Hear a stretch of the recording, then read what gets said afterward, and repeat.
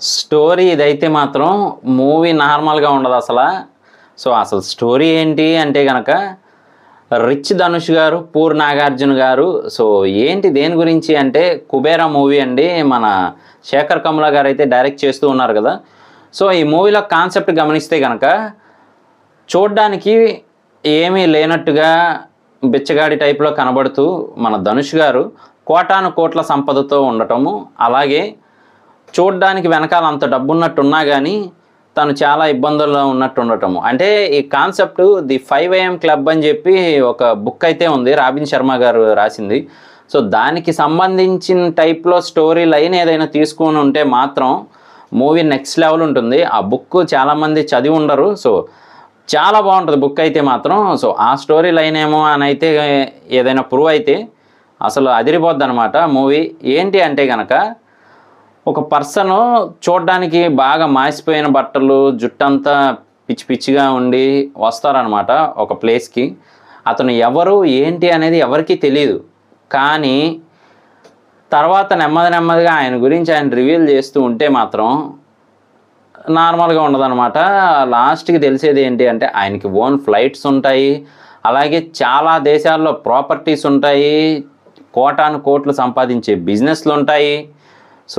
అదిరిపోద్దనమాట అసలా తలుచుకుంటేనే. ఆ రేంజ్‌లో ఉంటుంది ఒక క్యారెక్టరు. మిగతా క్యారెక్టర్స్ ఏంటి అంటే మాత్రం చూడ్డానికి రిచ్‌గా ఉంటారు. అంటే డ్రెస్సింగ్ స్టైల్ అవన్నీ రిచ్‌గా ఉంటారు. కాకపోతే మైండ్‌లో చాలా బాధలు, అలాగే హ్యాపీనెస్ లేకపోవటము, మనీ ఇష్యూస్ ఇవన్నీ ఉంటాయన్నమాట. ఇలా అయితే క్యారెక్టర్స్ ఉంటాయి. ఈ రకంగా అయితే ఒకటి లేదు అంటే ఇంకొకటి కూడా ఉంది. ఏంటి అంటే, మన ధనుష్ గారు బ్యాక్ సైడ్ గమనిస్తే గనక పార్వతీదేవి దగ్గర మన శివుడు భిక్షాటన చేస్తున్నట్టయితే ఉంటుంది. అంటే అడుక్కునే టైప్‌లో పెడతారనమాట క్యారెక్టరైజేషన్‌ని. ఆ టైప్‌లో ఈయన్ని చూపించి హ్యాపీగా ఉన్నారు అని మన ధనుష్ గారు. అలాగే అన్ని కోట్ల ఆస్తి ఉన్నా గానీ, అంత ఇదిగా ఉన్నా గానీ, మన నాగార్జున గారేమో హ్యాపీగా లేరు అనే టైప్‌లో కూడా చూపిస్తూ ఉన్నారనమాట. శేఖర్ కమ్ల గారి డైరెక్షన్ అంటే తెలిసిన విషయమే కదా! ఏ ఫీల్ గుడ్ మూవీ అనే టైప్‌లో తీస్తూ ఉంటారు కదా!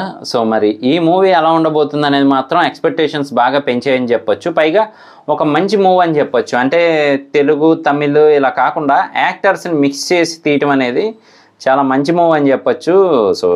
నెక్స్ట్ రాబోయే మూవీస్‌లో కూడా మరి మన తెలుగు యాక్టర్స్‌ని తమిళ్లో కూడా అలా ఇంట్రొడ్యూస్ చేస్తూ ఉంటే మార్కెట్ కూడా పెరిగే ఛాన్స్ అయితే ఉంటుందన్నమాట. అంటే ఆడియన్స్ మధ్యలో ఇంకా ఏ అడ్డుగోడలు లేకుండా తమిళ్, తెలుగు ఇలా కాకుండా ఇది మూవీ అనే ఫీలింగ్ అనేది అందరికీ వచ్చే ఛాన్స్ అయితే ఉంటుంది.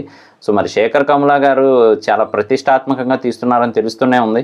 అలాగే కింగ్ నాగార్జున గారు మరి తెలిసిన విషయమే కదా! ఆయన range of acting separate fan base అయితే ఉందన్నమాట. అలాగే మన ధనుష్ గారి విషయం ఇంక చెప్పక్కర్లేదు. ఆయన న్యాచురల్ యాక్టింగ్ చాలా బాగుంటుంది. నారప్ప అంటే తమిళ్ నారప్ప ఉంది కదా! తెలుగులో అంటే నారప్పగా మన వెంకటేష్ గారు నటించారు. తమిళ్లో ఆయన యాక్టింగ్ అదిరిపోయింది అసలు ధనుష్ గారిది కూడా. మరి ఆయన న్యాచురల్ యాక్టింగ్, ఈయన సపరేట్ యాక్టింగ్, వీళ్ళిద్దరి మధ్య కాంబినేషన్ సీన్స్ ఎలా ఉంటాయి అనేది మాత్రం మనం మూవీలో చూడాల్సిందే.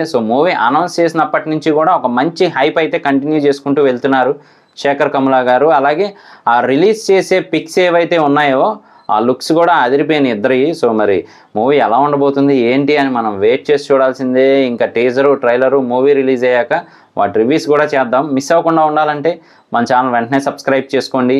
నేను మీ ప్రసాద్. మళ్ళీ నెక్స్ట్ వీడియోలో కలుస్తాను. Love you all.